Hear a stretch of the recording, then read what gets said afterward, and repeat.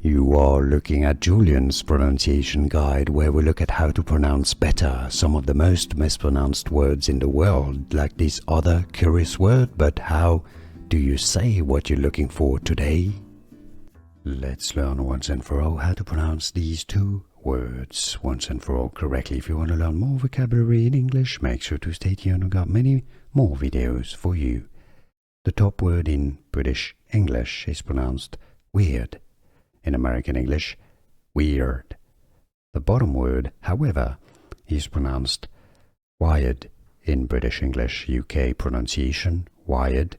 American English, wired.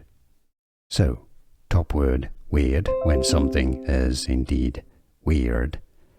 Bottom word, wired, which means that it's linked with a wire. Weird, wired. And now, you know, did you get this?